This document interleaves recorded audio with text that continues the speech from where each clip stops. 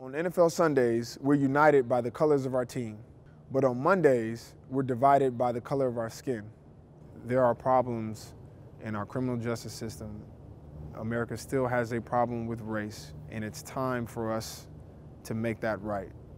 And as athletes, we're trying to bring this country together to have that conversation.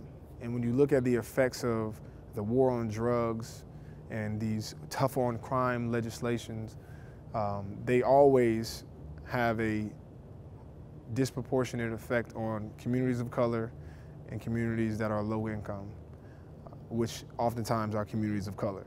And I've been able to see that with my own brother, who made a mistake as a young kid and was charged with a felony for marijuana possession, and years later still cannot get a job.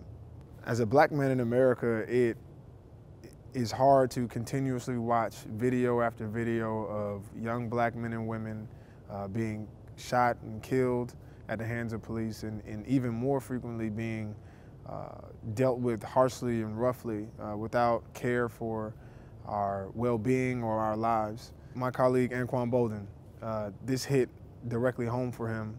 His cousin was killed by an off-duty officer after his car broke down on the side of the road and he was on the phone with AAA. And so when we speak about this, it's not out of ignorance, it's because it's personal. Like most people I know, the extent of my activism a year ago was simply reading an article, watching a video, and retweeting a hashtag that had gone viral. But since then, I really tried to become part of the solution.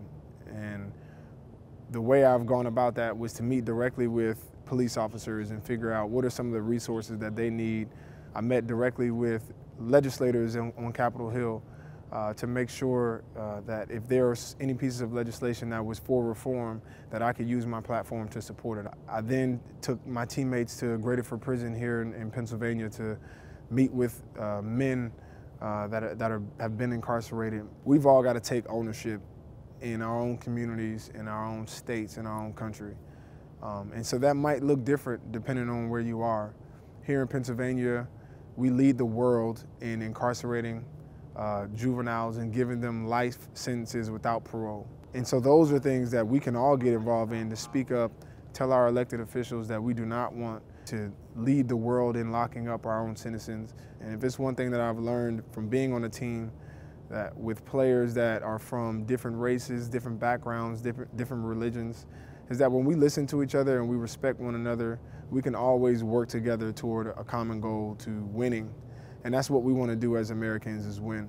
And the first part I challenge you to do is to really listen and give others an opportunity to speak.